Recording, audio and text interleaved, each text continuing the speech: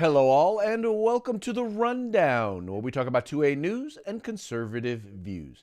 I will be your host today, Craig DeLuz, coming at you from the West Coast, the left coast, behind the Iron Curtain, otherwise known as the Sierras.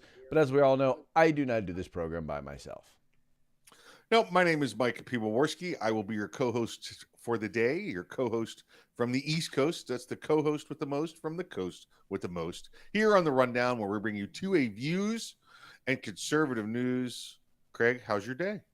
The day has been phenomenal. It's starting to warm up. It's starting to feel a little more like summer. Not quite summer yet, but still kind of get a little bit of the spring feeling. But definitely recognizing I've got a lot of yard work to do. Oh, yeah, listen. I've got plenty to do here. I'm about a month behind on it. So it's I got to get it done soon because there's things stalking me out there. I could see them. You know, Oh, yeah, got to be careful of them gators. they're hiding in the grass out there. It's just all kinds of stuff. So yeah, I got to get it done. Got to get it done. Yeah, well, I am sure that they would love to get a bite of the tasty Mike who has been cured with bourbon. Yeah, cured. No more disease. Completely disease free. The listen. The problem is, it's not. I don't want anybody to think like I'm just looking at my lawn going, nah, don't care. It's we're starting to get to that afternoon rain season again, but some of that afternoon heat hasn't picked up as normally as it does. So we're getting the accumulation of water in your yard, and anybody Uh, knows you drive a mower through a squishy yard, you're going to destroy your mower. So and exactly. your yard, yeah, and your yard. So it's just one of those wait it out and wait for 2-3 days worth of heat with no rain, then I can attack it. And it is amazing how fast that grass will grow during that time. Listen, I've got 5 months here where the mower's like in storage. Like we talked to Paul Lathrop, who's in South Dakota, who does the podcast up there, and he puts his motorcycle in storage because it snows for like half the year. Well, Mhm. in Florida, if it's not raining and it's not 90 degrees, the grass is just it's amazing. It's like artificial turf. It's just there. It doesn't Wow. grow. It doesn't do anything. And then as soon as it starts, Craig, it'll grow. I'm not lying. It'll grow 2 to 3 inches a day here. Wow. Yeah, yeah. Wow. I don't know. I just, that's a lot. Well, yeah. I mean, that's That's the a thing. I lot of mean, mowing. 5 months, don't touch the mower. The other 6-7 months, twice a week, you got to cut your grass. Yeah. Wow. Twice a week. Yep. That would be a lot. That would be a lot. How are Yeah. things over there for you other than need to do yard work? Yeah, not too shabby. Things going all right. The world's in order. Everything's going. Mets are down 2 pitchers, so it's going to be a typical Mets year for us. Other than that, the world is normal. Well, any year the Mets aren't down is not a normal year. So you're good. That's right. That's what I'm saying. We're down again. Hey, spring training, we're gonna be great. We're gonna be great. Before spring training is even over, before we even break camp, we're down a couple of key pitchers, and which means we're gonna suck, which means it's gonna be normal. So it's okay. Nice stuff. Nice stuff. Hey, Yep. let's do this. Let's go ahead and get into the news. And since you brought us this first news story, I thought it would be nice to go ahead and let you take the lead on it. I mean, if you want me to, I mean, I I guess I would will. love for you to, sir. I guess I will. All right, Craig. This story is we've been talking about these obviously since over a year now, right? The January 6th insurrection, right? It doesn't sound like a movie. It's like I think it was a Star Trek movie actually, the insurrection. um, sounds like a movie because it was a movie. Um, and you and I talked about this a lot. That there was, was it 100 people that made entry? Was it 1,000 people that made entry? And I think the number was closer to 1,000. Right?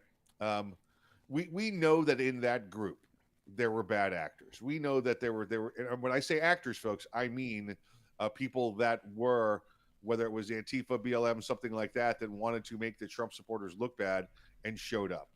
We know that. That's a fact. That's clear. That's out there.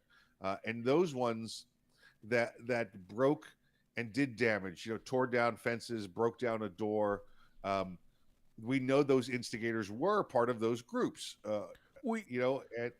And Mhm. and those ones that did they committed actual crimes, right? They committed actual crimes. Now the additional 90% that followed them and went into the Capitol buildings and then went inside and basically did like, look, we're on tour, are ones that have been aggressively pursued by the Department of Justice. And listen, Craig, you can see, we watched the video all day long. The cops standing there basically holding the doors open and waving at people. And then these other guys went, these people went inside, and basically it was like a self-guided tour. Now, if they got inside and they started doing damage or taking a swing at a cop, and there was very few of that happening, those ones should be prosecuted. But what the DOJ has done is gone after the whole of the people there. Well, Craig, this gentleman out of New Mexico, is an engineer out of New Mexico, worked out of Los Alamos. I almost said Los Olas, like I was in Miami.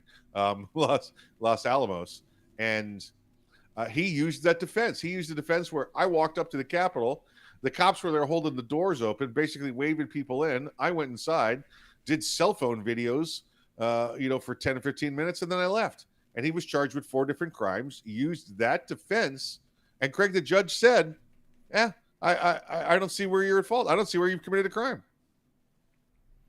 And that's pretty much what the story here is this is the first out and outright acquittal by January 6th. By January 6th, once again, they're calling it a riot. And not everybody who was there was participating in a riot. Mike, the thing is that I will say this. There were some bad actors who were there, who were Trump supporters, who got caught up. Yes, absolutely. And once again, absolutely. And they too should be prosecuted. Correct. But I still believe, like you do, they were in the minority. There were people, and once again, you said there's ample evidence, and the judge noted here that there's ample evidence that there were people who went in who were, like you said, let in by law enforcement. I mean, by the people who were there. And if they engaged in destruction of property or violence, in particular while inside the building, there would be ample evidence of them doing so. The thing is that what they needed to do was they needed as many prosecutions as possible. They needed to try and get as many people as possible in order to blame Donald Trump for what happened on January 6th. And what they're going to find is, and I think this is going to pave a way for a lot of defense attorneys to be able to point out that very same thing, because if their clients did not engage in any physical violence or destruction of property, or theft, then and there's ample evidence that they were just let into the building, it's on the prosecution to prove that they engage in some of these things. And we all know, and this happens all the time, they were overcharged. Most of these folks have been overcharged. And the reason they do that is to try and then get you to plea down and get you to plea to lesser charges. Yeah. Right? That's the whole goal of overcharging people. And unfortunately, there's a reason why, 94% of all felony convictions are plea bargains. With all due respect to law enforcement, y'all ain't that good. Right? You didn't just catch them doing the bad stuff. In many cases, and some, I won't say in most, but I will say in plenty of cases, people decide to take the plea because it's easier than fighting. And you know what? It's not the law enforcement. Listen, if they find you with doing the felony, they put you away for the felony. I'll lay that blame on your local court system. Exactly. Thank you for that correction, because I'm not blaming law enforcement. Yeah. I'm looking at the people who are doing the prosecuting. Yes. Yeah. So Craig, this is I love this thing. If you look at this guy, he's the first one also to testify on his own behalf. Right. So he got up there and told the judge, and I guess this was a bench trial. Also, there was no jury involved, and this guy was a Trump appointed judge. So a lot of those things, are factors on why this went the way it did. But the judge said just what you said, Craig. Listen, this guy didn't commit a crime breaking in. There was no forcible entry. There was no damage to property, and there was no threat to anybody else or violence involved with law enforcement or other individuals. And the other one, remember, he didn't take anything. He didn't steal anything. Didn't take any souvenirs. In fact, I believe that the judge noted while he was watching the video that this guy was so much like pretending he was taking a tour that he took more cell phone video than the press that was inside taking video. So it was I again, like you and I have agreed, whether that number's 90-10, 90% of the people there just were like, oh, look, the Capitol's open. Let's go for a tour. I'm sorry, but if no one tells you cannot allow, you're not allowed in this building, if no one says you have to leave, if you don't commit any other crimes therein, you're just being in the Capitol is not a crime. That's public property. All right, it belongs to the people. It's the government's property. And remember, the government doesn't own anything. The people own it. All right. So, listen, don't get me wrong. In police stations, that's why it says closed from such and such to such and such. You can't just walk in at 2 a.m.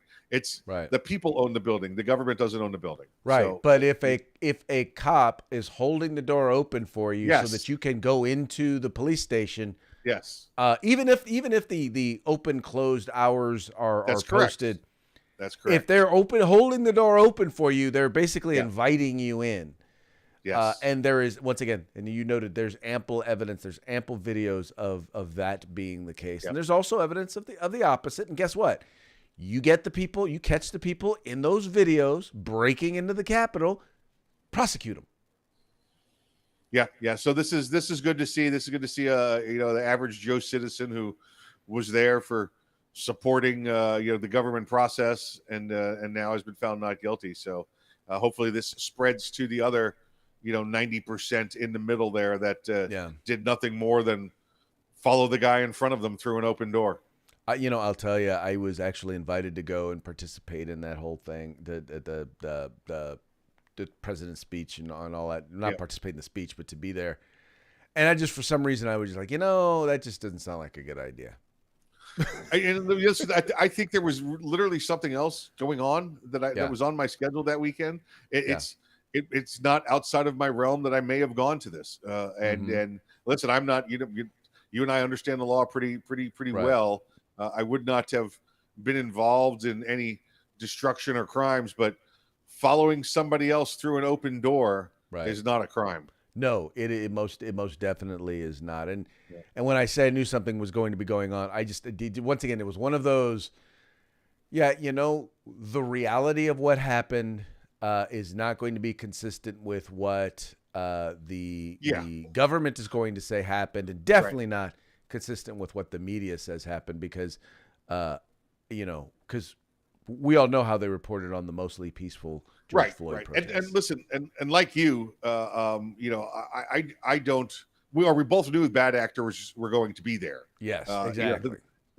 And no matter, listen, we didn't know at the time. Does that mean they're going to start a riot outside? Does that mean they're going to break into the Capitol? We had no idea. That was more what I was worried about was the conflict between those bad actors and president supporters. Yeah. And it was one of those things where I'd like to think that if we were there, I would have made the right judgment. But it turns out the right judgment was not being there. But I'm not putting down those that were there either. If you had complete faith in your law enforcement system and justice system and the process, none of this should have happened, right? And now you have an opposition party. You basically have an opposition party going on a witch hunt for the supporters of the previous president. Oh yeah, Mo did that. Quite frankly, is exactly what it is. Yep. All right, let's move on to our next story. Now, this one is an interesting one because I know we've talked on this show and I've talked on other programs about incidences where an individual in the middle of the night either gets a bang at the door or there's something going on outside of their home.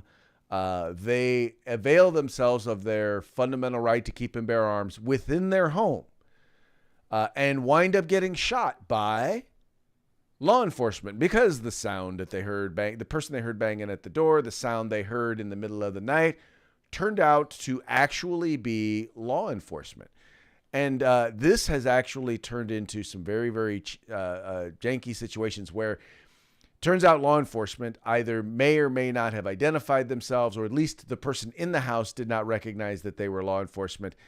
And law enforcement recognized that someone in the house was armed and wound up shooting that individual in their home who was doing nothing more than exercising their right to keep and bear arms. Now, I'm not saying that it's not understandable if you're looking for an armed suspect and you see a threat, but what's happened is that when these families then turn around and sue these departments because their person was doing nothing but exercising their right in their home, some judges, some courts have decided that, I'm sorry, you don't have a right to sue. You don't have a right to sue because, they were exercising their duties. Well, in the Fourth Circuit, a judge has actually ruled that an individual does have a right to come to the door with a firearm. In other words, simply the main thing of this is, and there were a couple of points that they made in this case. Number one was that if you are in your home, you have a right to come to your door with a firearm.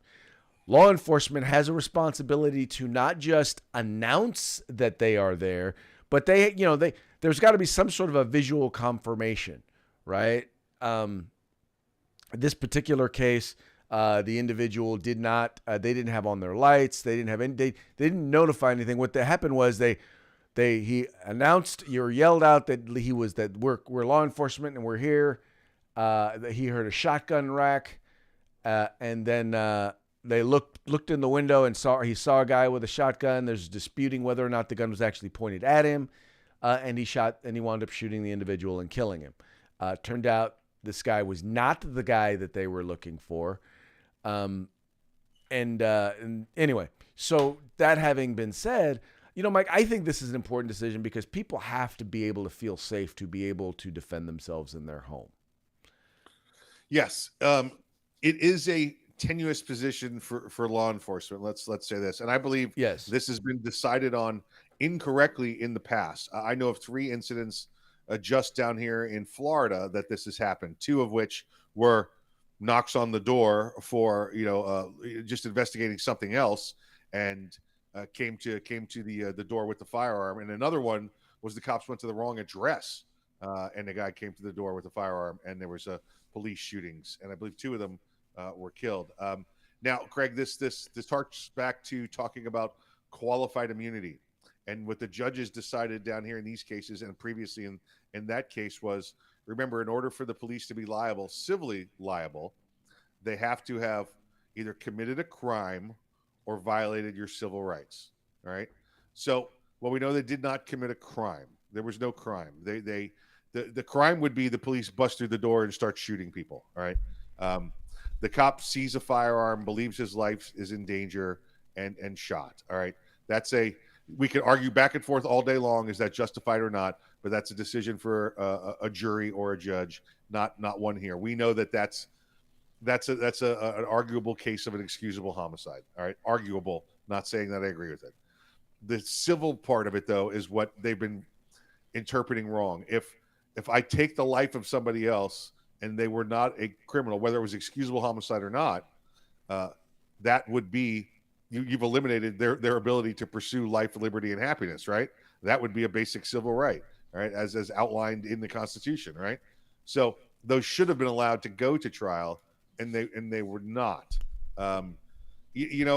Craig, I feel bad for the people that were the victims and were killed. I feel bad for the law enforcement that was there, but there's got to be a better way, right?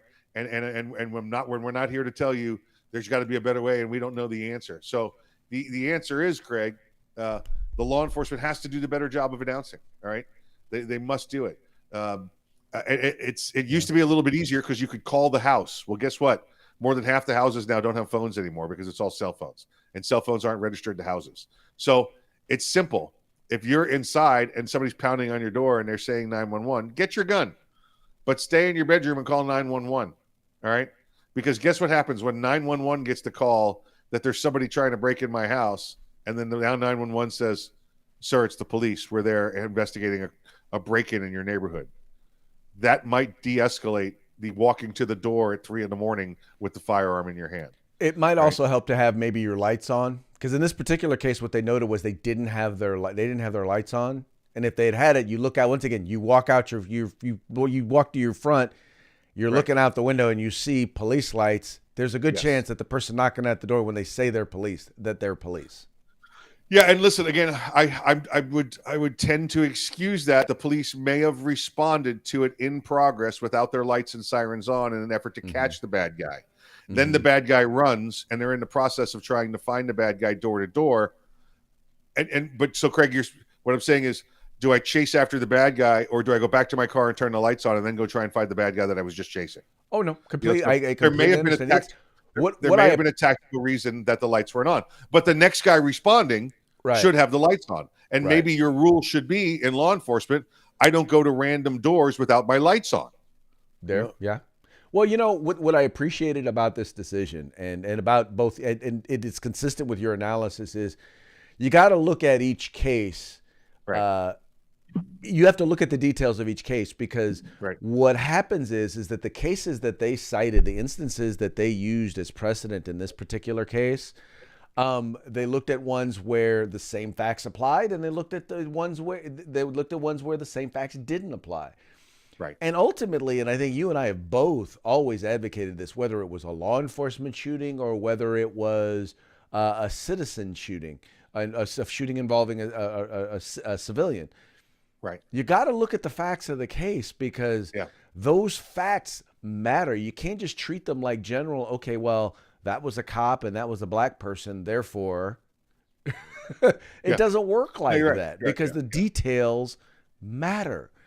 And what I appreciated was the piece over at Emily did a good job of breaking down all of those cases and breaking down exactly what was cited as the precedent in these cases. And I honestly believe that there's got to be, I would not be surprised that if this were something that actually made its way to the Supreme Court, where they're eventually going to have to figure something out when it comes to this, because, I believe, I once again, I don't necessarily believe that the cops here were guilty of any crime, but in this case, they made a mistake, and the Exactly department right. ought to be held accountable for that mistake. That's what we're talking about. Remember, Craig? Remember, under qualified immunity, Yeah. they did not commit a crime. Okay, they did not commit a crime. They made a mistake.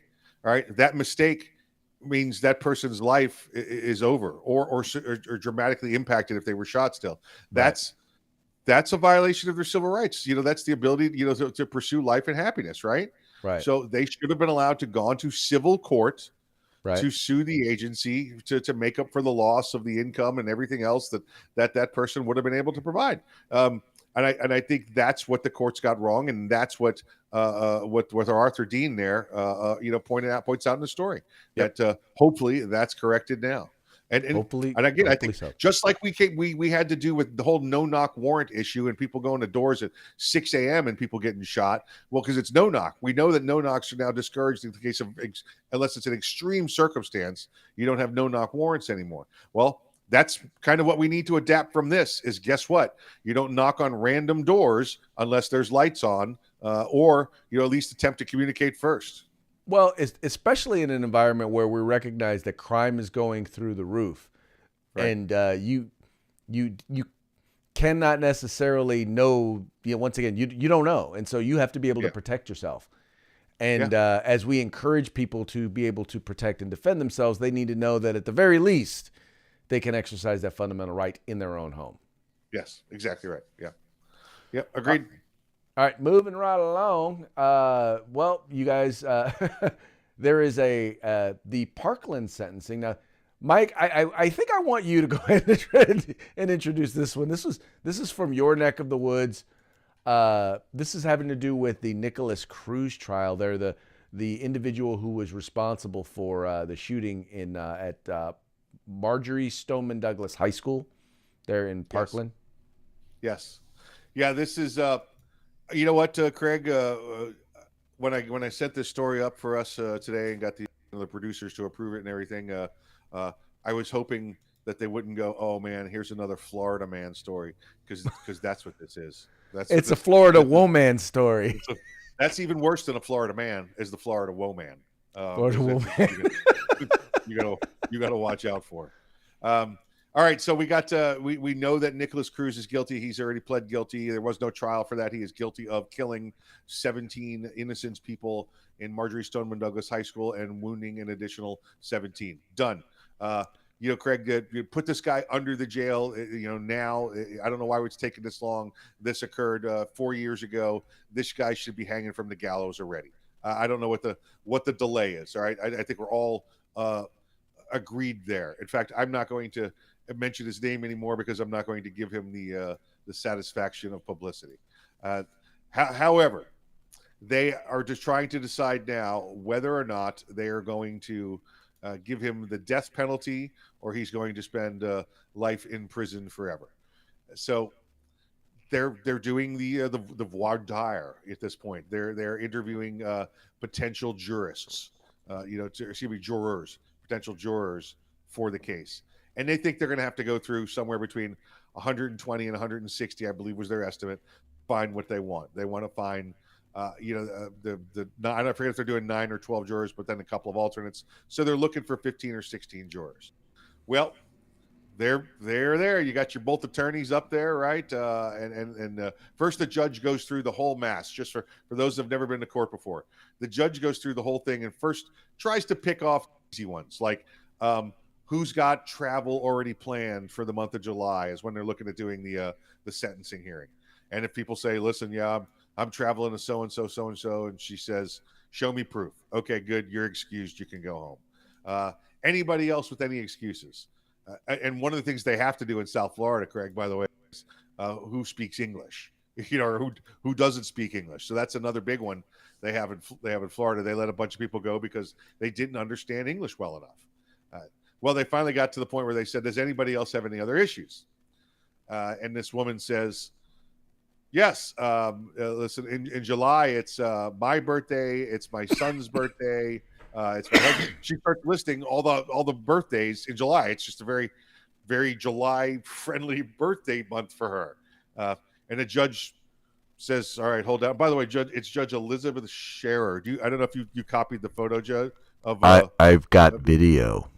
Yeah, the video. All right. Well, we'll see. Judge Scherer, by the way, not a bad-looking judge there, if you know what I mean. Yeah. So they finally get to this woman. Oh, do you have the woman saying it? Do you have that part of the video? I believe so, yes. All right. Well, then I'm just going to hold up and let you play the video. All right. Yes. Okay. So that's the judge right there. So it's a whole entire month. First of all, let me clarify myself. Okay. July 7th is my birthday. The 4th is my son. The 18th is my other son. So that ain't gonna work off for me. Then I'm gonna realize. Okay, hold on. Wait. Don't talk too fast, please. We have to be able to understand. So you said that there's dates in July that you're not available. What are those dates? July 7th, July 4th, which is closed, and July 18th. But then again, I need to figure out something. I have my sugar daddy that I see every day. I'm sorry? My sugar daddy. Okay, I'm not exactly sure what you're talking about, but Well, I'm married and I have my sugar daddy. Okay. And I see him every day. All right.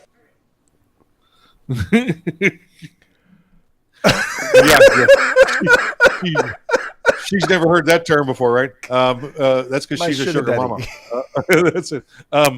Yeah, she says, "Listen, she's married. She's got 3 birthdays, and she also has to see her sugar daddy every day, so she has to work that in." I'm sorry, what? Yes, my sugar daddy. You're what? My sugar daddy. I have to see him every day. Okay, well, we'll come back to you, and let's move on here. So the official new reason why can't I go to court is, well, I've got commitments. I've got a sugar daddy. I've got to make sure he's taken care of. So, and now, Craig, I know a lot of people around the country are laughing, but those that are in Los Angeles or in South Florida right now are going, "Yeah, well, what's the problem?" You mean I thought that was a legit reason. That's not a legit reason. That sounds like a legitimate reason to me. I get the old sugar daddy issue. Yeah, that's the pursuit of life, liberty, and happiness right there. I'm just wondering what her husband thinks of of this. Yeah, I'm betting she didn't know this was being recorded in public record. She just, "Oh, Judge, it's just between you and me, right? Yeah, I got a date, every day with the man. It's yeah. Wow. My appointment Okay. with him." Well, there you go. Florida woman. That's it. Florida woman. Oh, that is hilarious, Mike. You made my day with that one. That is. I got a sugar daddy. See, y'all thought y'all thought we were, going to bring something, kind of frustrating or something like that relating to firearms. But no, this just goes to show you that even in the midst of a clown show, there can be a clown show. That's it. That's it. Do, do, do, do, do, do, do, do. All right, let's move right on to a not so amusing story coming out of California, which tends to be kind of the thing coming out of the Golden State. You may recall that there was an incident relating to an individual. Hold on, I got the wrong story up here. There we go. So in California, there was an individual who, George Gascon, and if those of you who've not heard that name, he is the Marxist socialist district attorney of Los Angeles, who's basically said, yeah, I'm not prosecuting any crime. He actually wound up giving a convicted child molester like a few months in jail. I mean, literally a slap on the hand. And come to find out that that they knew. I mean, this guy basically had knew that he was going to get off. They wound up letting this guy off, and now come to find out that this very same child molester was actually accused of molesting a 4-year-old girl in 2013. So they already knew that this person was a serial predator. Now, Fox News points out that this is a trans, because this was a man who's transitioned to a woman, now with the name of Hannah Tubbs. And by the way, and I think, Mike, you and I agree on this, this is a horrifying story, regardless of the gender identity status of the perpetrator. But the fact that you add in the fact that, well, yeah, during this time, this person transitioned from a male to a female, so that they could wind up in a female prison. Well, I think that's all it was. I think they transitioned because, well, they didn't want to wind up in a prison with a bunch of men who do not like child molesters. And that's all, Craig. When you look at the photos, that's all it was. I mean, there's no wearing female clothes, taking female hair. There wasn't even the shaving of the goatee. All right, this dude said, "I now represent myself, or I'm now a woman," so they didn't have to go to male jail. That's all that was. So what's the story here, Craig? Because we know this. We know this story that it came out that he got a very, very light sentence because they didn't know about the original case. Your state attorney there. Now they know about the original case. Things. Like no one. First of all, no one knew about this original case where he was accused of. At least the public didn't know that he was accused of molesting a 4-year-old girl. No one. That's the news story. What they knew beforehand was, number one, that he was 17 when it happened. He was 19 or 20 something when he would eventually be convicted. And at 20 something, they said, well, he was a minor when it happened, so we're only going to give him a few months and then put him on probation. Then it turns out that there were some prison phone calls that were released. Phone calls, where basically what he said, yeah, I'm going to get off and they're going to let me out and they're just going to slap my wrist and yada. In other words, he was basically saying, admitting that he did it. And this was, by the way, this was not to an attorney either. Basically admitting that he did it, and then at the same time saying that he knew he was not going to be punished for it. So then there was that. And on top of that, then you add in this other case, or this other, there was a situation that happened after, and then there's this one. The thing is, this guy is a serial child molester who basically just got a few months in jail. And this is under George Gascon's regime. For those of you who may not know, George Gascon is also the subject of a recall election that's taking place there in Los Angeles. And we are rooting for him to be removed. Now, I'm still, Craig. Has he re-offended? Because the story's not new. We knew this, and he was put on the spot. Gascon was put on the spot, and had said he would relook at it. Is something new occurred, or are we just talking about the same story again? The reporting of this 4-year-old girl from 2013 is New information. No one. That's This the was new not part. information that Okay. was put into the public. Okay. So he went to jail for a 2014 case. Right. There was the other was a case in the 10-year-old Denny's girl. bathroom. There was the other case in Denny's bathroom that was unknown at the time, and Right. now we have the 2013 case Right. that was unknown at the time. Okay, Right. so now they have enough to go back and take a relook at him. So that's the story now. Now they got enough to Exactly. go back and take a look at the old case.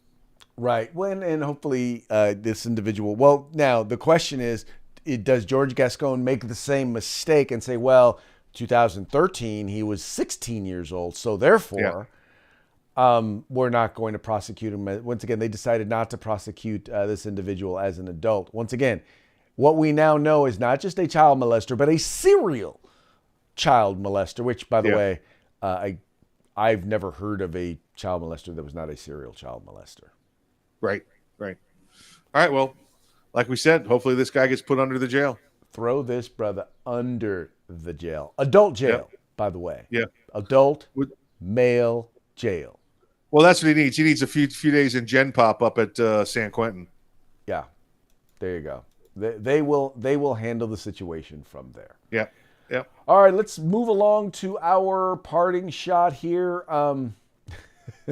This one goes right along right there with the Florida teachers, some of which have said, I'm going to leave my job because I can't work under these conditions. Now the meme says, for those of you who are only listening to the audio version, it says, witnessing some of the Florida teachers quitting their jobs because they can no longer talk about sex to 5-year-olds. Tells me that bill was needed a long time ago. And that is the truth. Mike, you've already said it. I still, it's funny, I think back to, even a high school, but middle school or elementary school, I didn't know anything about my teachers' personal lives or their home lives. Right. Knew nothing. Right. And that was kind of the way it probably should have been. I didn't need to know who they were having sex with. I didn't need to know who they were married to. Yeah. I didn't need to know their politics or their religion. Nope. Why needed do to I know need whether to they know could that teach now? reading, writing. I needed to know whether they could teach reading, writing, and arithmetic. That was it. Right. You know? Read, write, and count. That's it. That's all. That's it. all you need to be focused on. And if you are a teacher who is upset because you can't talk to 5-year-olds about sex, then yeah, you probably shouldn't be teaching. So good riddance to you. Yeah. Hasta la bye-bye. Hasta la bye-bye. All right, Mikey, it's about that time. Shout out to our sponsors. Let's say hey to our good friends over at Gorilla Machining, Grid Defense, and of course the fine folks at the California Republican Assembly. Yep, folks, the links to all of their websites are in the description to this video. Please make it a point, visit them. You will like what you see. Trust me, if you're watching us, you will like what you see there. You're going to want to give them some of your money. You're going to either want to join CRA or you're going to want to purchase some fine products there from Gorilla Machining or Grid Defense. And as you do so, make sure you let them know that the guys over at the Rundown sent you. Also want to encourage you, please make sure to like, share, subscribe, however you are watching us, whether it's on OpsLens, YouTube, Facebook, whether you're watching us on Spotify or listening to us on Spotify or listening on Apple Podcast or iHeartRadio. Folks, if you want to listen to the Rundown, if you want to watch the Rundown or your friends do, there's tons of ways to do it. Yeah. Just do it and encourage your friends to do the same. There you go. Just do it. With that, we will bid you a fond adieu, and we will see you tomorrow on Feedback Friday. Have a good one.